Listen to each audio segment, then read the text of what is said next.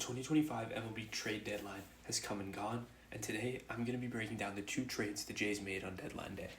Looking at the first trade the Jays made, they acquired starter Shane Bieber in exchange for Cal Steven. Shane Bieber is a right-handed pitcher and a former Cy Young and Triple Crown winner. It needs to be noted that Bieber is currently rehabbing from Tommy John surgery, and he has yet to make it back to the majors and will likely need a few more rehab starts before he gets there. However, the results have been encouraging so far. In his last start in Double-A, Bieber threw 58 pitches across 4 innings while striking out 7 batters. The stuff looks to be intact for Bieber post-Tommy John, and he has touched 94 on the mound with his fastball.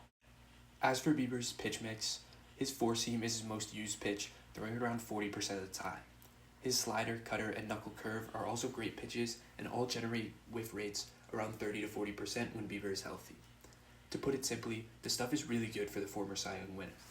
Now this trade has boom or bust potential for the Jays.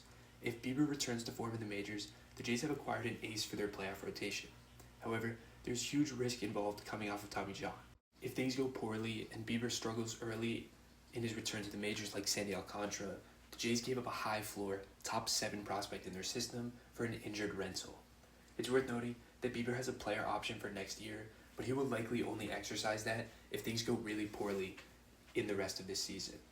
There's a lot riding on Bieber returning to form as a top-of-the-rotation starter, and only time will tell if this trade is worth it for the Jays.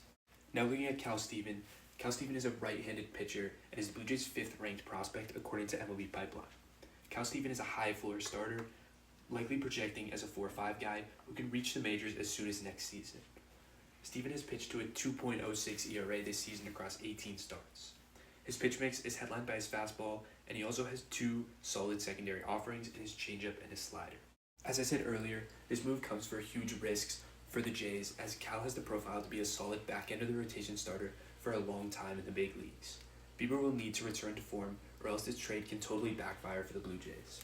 Now for the second trade the Jays made today, as they acquired right-handed reliever Lewis Varland and right-handed hitting first baseman Ty France in exchange for right-handed pitcher Kendry Rojas and outfielder Alan Roden. Starting off with Lewis Varland, he is a high-leverage reliever who has pitched to a 2.02 ERA this season in Minnesota. Varland is a converted starter, and this is his first season pitching as a reliever out of the bullpen. Varland's best pitch is a high 80s knuckle curve that has a 40% whiff rate this season. Varland also throws a high 90s fastball that touches triple digits, but it lacks shape and break and only has a 16% whiff rate. Varland also sparingly throws his sinker, slider, and changeup. Although the whiff and strikeout rates are only slightly above average, Varland gets a lot of ground balls from hitters with a 55.6% ground ball rate this season. One of the major positives about Varland is that he will be under team control until 2031, which is likely why the Jays were willing to part with Kendry Rojas for him. Although he will likely stick as a reliever through his Blue Jays tenure, Ross Hagen said today that they would be interested in exploring him as a starter down the road. The Blue Jays were targeting 2 high-leverage relievers coming into the deadline, and they were able to get that with Dominguez and Varland.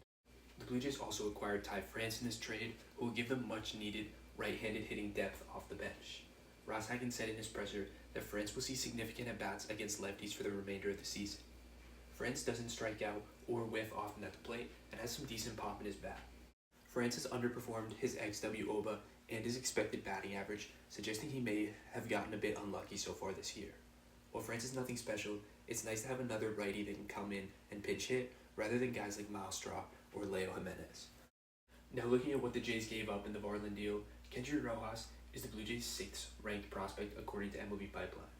Rojas is a tough prospect to let go of due to a high floor as a potential 3-4 starter down the road. Rojas has always struggled to stay healthy with the Jays, but when he's been on the mound, he has been awesome.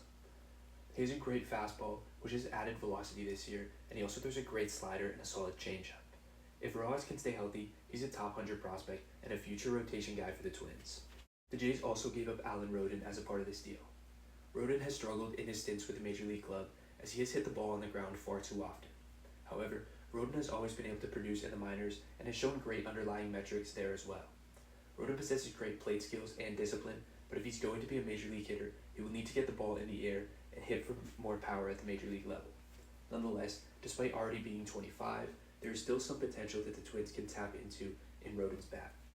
Overall, I'm a big fan of the deals the Jays were able to make at this year's deadline. It was a seller's market, so the Jays had to meet their trade partners' asking prices, which leaves a lot of risk but also potential for a lot of high reward.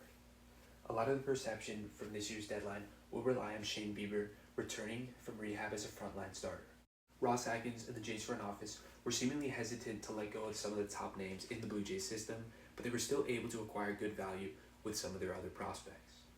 The Jays being able to hold on to their top 5 prospects while still significantly improving their major league pitching staff is a huge win for me. Thank you all for watching, and I hope you enjoyed my coverage of this year's trade deadline.